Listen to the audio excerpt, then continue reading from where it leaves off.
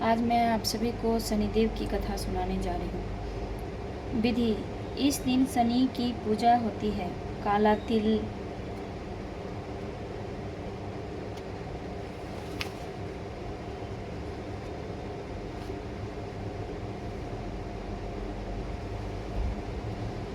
काला तिल, काला वस्त्र, तेल, उड़द शनि को बहुत प्रिय हैं, इसलिए इनके द्वारा शनि की पूजा होती है। शनि की दशा को दूर करने के लिए यह व्रत किया जाता है। शनि स्रोत का पाठ भी विशेष लाभदायक सिद्ध होता है। कथा: एक समय सूर्य, चंद्रमा, मंगल, बुध, बृहस्पति, शुक्र, शनि, राहु और केतु, इन ग्रहों में आपस में झगड़ा हो गया। ठीक है कि हम सब में सबसे बड़ा कौन है। सब अपने आप को बड़ा कहते थे। जब आपस में कोई निश्चय न हो सका तो सबके सब आपस में झगड़ते हुए इंद्र के पास गए और कहने लगे कि आप सब देवताओं के राजा हो, इसलिए आप हमारा न्याय करके बतलाओ कि हम नवों ग्रहों में सबसे बड़ा कौन है। राजा इंद्र इनका प्रश्न सुनकर घबरा गए और कहने लगे कि मुझ में यह सामर्थ्य नहीं है जो किसी को बड़ा या छोटा बतलाऊं।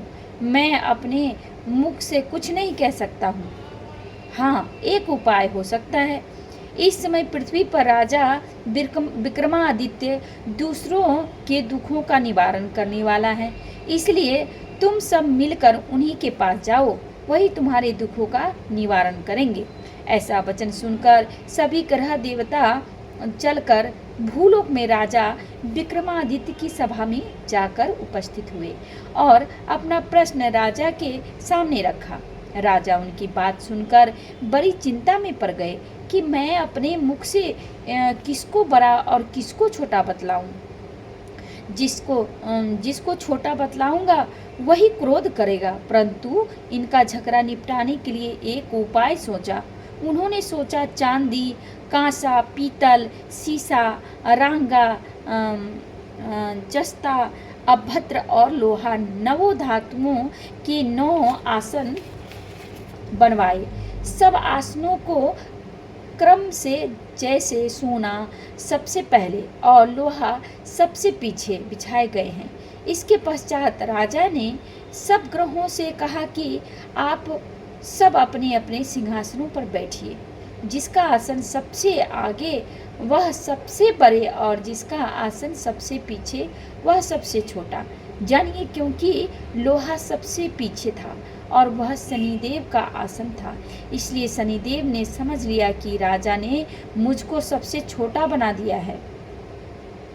इस पर शनि को बड़ा क्रोध आया और कहा कि राजा, तू मेरे पराक्रम को नहीं जानता। सूर्य, एक शनि और एक महीना।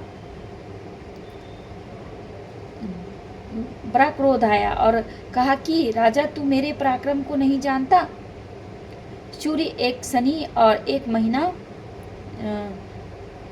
सूर्य एक राशि पर एक महीना, चंद्रमा 2.25 महीना, 2 दिन मंगल, 1.5 महीना बृहस्पति, 13 महीने बुध और शुक्र 1 महीने। परंतु मैं एक राशि पर 2.5 अथवा 7.5 साल तक रहता हूँ। बड़े बड़े देवताओं को भी मैंने भीषण दुख दिया है। राजन सुनो, राम जी को 7.5 आई और वनवास हो गया, और रावण पर आई तो वह राम को लक्ष्मण ने सेना लेकर लंका पर चढ़ाई कर दी, रावण के कुल का नाश कर दिया। हे राजा, अब तुम सावधान रहना। राजा कहने लगा, जो कुछ भाग्य में लिखा होगा देखा जाएगा। उसके बाद अन्य ग्रह तो प्रसन्नता के साथ चले गए, परंतु शनिदेव बड़े क्रोध के साथ वहां से सिधारे और कुछ काल व्यतीत हो जाने पर जब राजा को 7.5 की दशा आई तो शनिदेव घोड़ों के सौदागर बनकर अनेक सुंदर घोड़ों के सहित राजा की राजधानी में आए। जब राजा ने सौदागर के आने की खबर सुनी तो अश्वपाल को अच्छे अच्छे घोड़े खरीदने की आज्ञा दी। अश्वपाल ऐसी अच्छी नस्ल के घोड़े देखकर और उनका मूल्य सुनकर चकित हो गया और तुरंत ही राजा को खबर दी।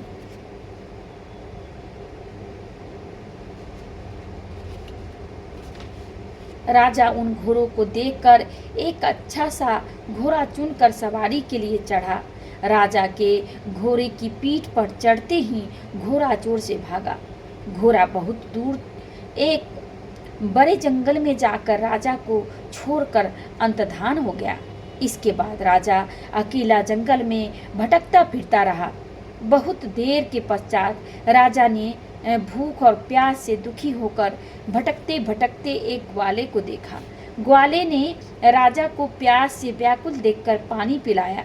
राजा की उंगली में एक अंगूठी थी, उसे निकालकर प्रसन्नता के साथ ग्वाले को दे दी और शहर की ओर चल दिया।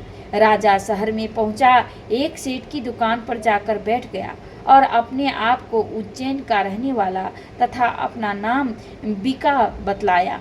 सेठ ने उसको कुलीन मनुष्य समझकर जल आदि पिलाया। भाग्यवश उस दिन सेठ की दुकान पर बिक्री बहुत अधिक हुई। सेठ उसको भाग्यवान पुरुष समझकर भोजन कराने के लिए अपने साथ ले गया। भोजन करते समय राजा ने आश्चर्य की बात देखी कि खूंटी पर हार लटक रहा है और वह खूंटी उस हार को निगल रही है। भोजन के पश्चात कमरे में आने पर जब सेठ को कमरे में हार न मिला तो सबने ही यही निश्चय किया कि सिवाय बीका के और कोई इस कमरे में नहीं आया, अतः अवश्य ही उसी ने हार चोरी किया है। परंतु बीका ने हार लेने से मना कर दिया। इस पर 5-7 आदमी इकट्ठे होकर उसको फौजदार के पास लाए। फौजदार ने उसको राजा के सामने उपस्थित कर दिया और कहा कि हे, ये आदमी तो भला प्रतीत होता है, चोर मालूम नहीं होता है, परंतु सेठ का कहना है कि इसके सिवाय और कोई घर में नहीं आया, अवश्य ही इसी ने चोरी की है। तब राजा ने आज्ञा दी, इसके हाथ और पेट कटवा कर चौरंगिया किया जाए। राजा की आज्ञा का तुरंत पालन किया गया और बीका के हाथ पैर काट दिए गए। इस प्रकार कुछ काल व्यतीत होने पर एक तेली उसको अपने घर ले गया और कोल्हू पर उसको बिठा दिया। बीका उस पर बैठा हुआ जुबान और बैल हाँकता रहा। शनि की दशा समाप्त हो गई और एक रात को वर्षा ऋतु के समय वह मल्हार राग गाने लगा। उसका गाना सुनकर उस शहर के राजा की कन्या उस राग पर मोहित हो गई और दासी को खबर देने को भेजा कि शहर में कौन गा रहा है। दासी सारे शहर में फिरती फिरती क्या देखती है कि तेली के घर में चौरंगिया राग गा रहा है। दासी ने महल में आकर राजकुमारी को सब वृत्तांत सुना दिया। बस उसी क्षण राजकुमारी ने अपने मन में यह प्रण कर लिया, चाहे कुछ हो, मैंने इस चौरंगिया के साथ विवाह करूंगी। प्रातःकाल होते ही जब दासी ने राजकुमारी को जगाना चाहा तो राजकुमारी अनशन व्रत लेकर पड़ी रही। तब दासी ने रानी के पास जाकर राजकुमारी के न उठने का वृतांत कहा। रानी ने तुरंत ही वहां पर आकर राजकुमारी को जगाया और उसके दुख का कारण पूछा। तो राजकुमारी ने कहा कि माता जी, मैंने यह प्रण कर लिया है कि तेली के घर जो चौरंगिया है उसी के साथ विवाह करूंगी। माता ने कहा, पगली, यह क्या बात कह रही है? तुझको किसी ने यह क्या बात कह रही है? तुझको किसी देश के राजा के साथ बिहाया जाएगा। कन्या कहने लगी कि माता जी, मैं अपना प्रण कभी नहीं तोड़ूंगी। माता ने चिंतित होकर यह बात राजा को बतलाई। जब महाराज ने भी आकर यह समझाया कि मैं अभी देशांतर में अपने दूत को भेजकर सुयोग्य रूपवान एवं बड़े से बड़े गुणी राजकुमार के साथ तुम्हारा विवाह करूंगा, ऐसी बात तुमको कभी नहीं विचारनी चाहिए। कन्या ने कहा, पिताजी, मैं अपने प्राण त्याग दूंगी, परंतु दूसरे से विवाह नहीं करूंगी। इतना सुनकर राजा ने क्रोध से कहा, यदि तेरे भाग्य में ऐसा ही लिखा है तो जैसी तेरी इच्छा हो वैसा ही कर। राजा ने तेली को बुलाकर कहा कि तेरे घर में जो चौरंगिया है उसके साथ मैं अपनी कन्या का विवाह करना चाहता हूँ। तेली ने कहा कि यह कैसे हो सकता है? कहाँ आप हमारे राजा और कहाँ मैं एक नीच तेली? परंतु राजा ने कहा कि भाग्य लिखे कोई टाल नहीं सकता, अपने घर जाकर विवाह की तैयारी करो। राजा ने उसी समय तोरण और बिंदरवार लगाकर अपनी राजकुमारी का विवाह चौरंगिया बना विक्रमादित्य के साथ कर दिया। रात्रि को जब विक्रमादित्य और राजकुमारी महल में सोए तो आधी रात के समय शनिदेव ने विक्रमादित्य को स्वप्न में दिया कि राजा, कहो मुझको छोटा पतला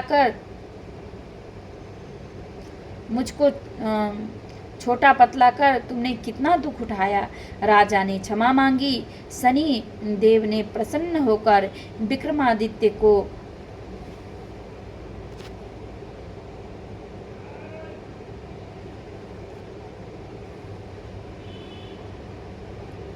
कन्या का विवाह करना। तेली ने कहा, यह कैसे हो सकता है? कहाँ आप हमारे राजा और कहाँ मैं नीच तेली? परंतु राजा ने कहा कि भाग्य में लिखे को कोई टाल नहीं सकता, अपने घर जाकर विवाह की तैयारी करो। राजा ने उसी समय तोरण और बंधनवार लगाकर अपनी राजकुमारी का विवाह चौरंगिया बना विक्रमादित्य के साथ कर दिया। रात्रि को जब विक्रमादित्य और राजकुमारी महल में सोए तो आधी रात के समय शनिदेव ने विक्रमादित्य को स्वप्न में दिया कि राजा, कहो मुझको छोटा बतलाकर तुमने कितना दुख उठाया। राजा ने क्षमा मांगी। शनिदेव ने प्रसन्न होकर विक्रमादित्य को हाथ पैर दिए। तब राजा ने कहा, महाराज, मेरी प्रार्थना स्वीकार करें कि जैसा दुख आपने मुझे सौंप दिया है ऐसा और किसी को न दे। शनिदेव ने कहा कि तुम्हारी यह प्रार्थना स्वीकार है। जो मनुष्य मेरी कथा सुनेगा या कहेगा उसको मेरी दशा में कभी किसी प्रकार का दुख नहीं होगा, और जो नित्य ही मेरा ध्यान करेगा या चींटियों को आटा डालेगा उसके सब मनोरथ पूर्ण होंगे। इतना कहकर शनिदेव अंतर्धान हो गए, चले गए अपने धाम को। राजकुमारी की आँख खुली और उसने राजा के हाथ पांव देखकर बहुत खुशी उल्लास के साथ उसके साथ रहने लगी।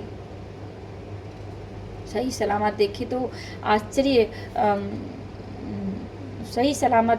तो आश्चर्य को प्राप्त हुई। उसको देखकर राजा ने अपना समस्त हाल कहा कि मैं उज्जैन का राजा विक्रमादित्य हूँ। यह बात सुनकर राजकुमारी अत्यंत प्रसन्न हुई। प्रातःकाल राजकुमारी ने उसकी सखियों ने पूछा तो उसने अपने पति का समस्त वृत्तांत कह सुनाया। तब सब ने प्रसन्नता प्रकट की और कहा कि ईश्वर ने आपकी मनोरथ पूर्ण कर दी।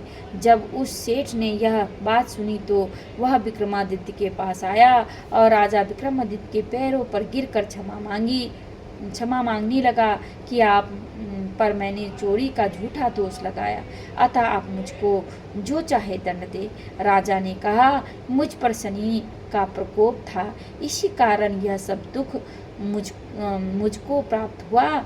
इसमें तुम्हारा कोई दोष नहीं, तुम अपने घर जाकर अपना कार्य करो। सेठ बोला कि मुझे तभी शांति होगी जब आप मेरे घर चलकर प्रति पूर्वक भोजन करेंगे। राजा ने कहा कि जैसी आपकी मर्जी हो वैसा ही करें। सेठ ने अपने घर जाकर अनेक प्रकार के सुंदर भोजन बनवाए और राजा विक्रमादित्य को प्रतिभोज दिया। जिस समय विक्रमादित्य भोजन कर रहे थे, एक अत्यंत आश्चर्यचकित बात सबको दिखाई दी। जो खूंटी पहले हार निगल रही थी, वह अब हार उगल रही है। जब भोजन समाप्त हो गया तो सेठ ने हाथ जोड़कर बहुत ही मोहरे राजा को भेंट की और कहा कि मेरे श्री कंवर नामक एक कन्या है, उसको पानी ग्रहण आप करे। इसके बाद सेठ ने अपनी कन्या का विवाह राजा के साथ कर दिया और बहुत सा धन दहेज आदि दिया। इस प्रकार कुछ दिनों तक वहां निवास करने के पश्चात विक्रमादित्य ने शहर के राजा से कहा कि अब मेरी उज्जैन जाने की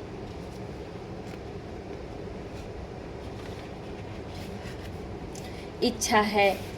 फिर कुछ दिन के बाद विदा लेकर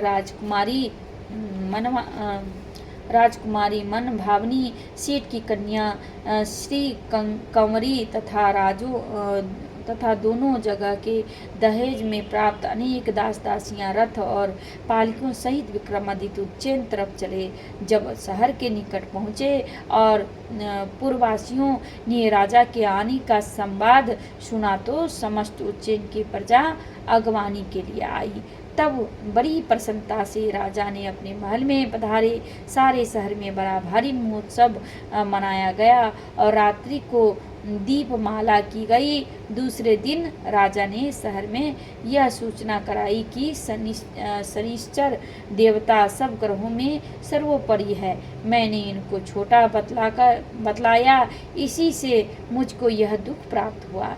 इस कारण सारे शहर में सदा शनिश्चर की पूजा कथा होने लगी। राजा और प्रजा अनेक प्रकार के सुख भोगती रही। जो कोई शनिश्चर की इस कथा को पढ़ता या सुनता है, शनिदेव की कृपा से उसके सब दुख दूर हो जाते हैं।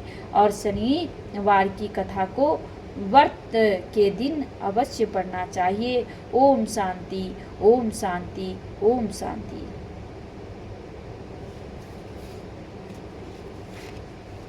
शनिदेव की आरती।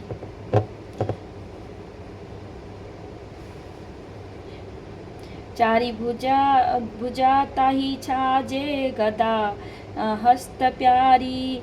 जय जय श्री शनिदेव आरती। रवि नंदन गजवंदन यमग्रज देवा। जय जय श्री शनिदेव। कष्ट न सो नर पाते, करते तब सेना। जय जय श्री शनिदेव। तेज अपार तुम्हारा, स्वामी सहा नहीं जावे। तुमसे भी मुख जगत में सुख नहीं पावे। जय जय श्री शनिदेव आरती। चार भुजा तहि छाजे गदा हस्त प्यारी। जय जय श्री शनिदेव। नमो नम रविनंदन सब ग्रह सिर ताजा। वंदी श्रीधर यस गावे, रहियो प्रभु लाजा। जय जय जय श्री शनिदेव।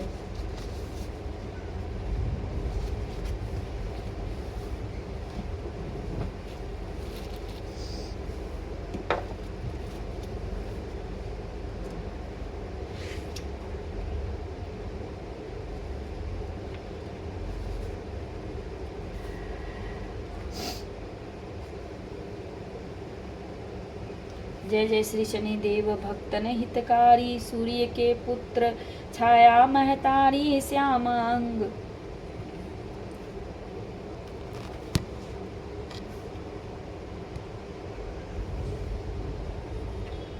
जय जय श्री शनिदेव। भक्तन हितकारी, सूरज के पुत्र, छाया महतारी, श्यामांक, वक्रतुंड चतुर्भुजाधारी, नीलांबर धारनाथ गज की असवारी। जय जय श्री शनिदेव। भक्तन हितकारी, नीलांबरधार नाथ गज की असवारी, कीट मुकुट शीस रजित दीपत है लीलारी, मुक्तन की माला गले शोभित बलिहारी। जय जय श्री शनिदेव भक्तन हितकारी, मोदक मिष्टान पान चढ़त है सुपारी, लोहा तिल तेल उरत महसी अति प्यारी। देव जनुज ऋषि मुनि सुमिरत नर नारी, विश्वनाथ धरत नयन शरण है तुम्हारी। जय जय श्री शनिदेव भक्तन हितकारी, जय जय श्री शनिदेव भक्तन हितकारी।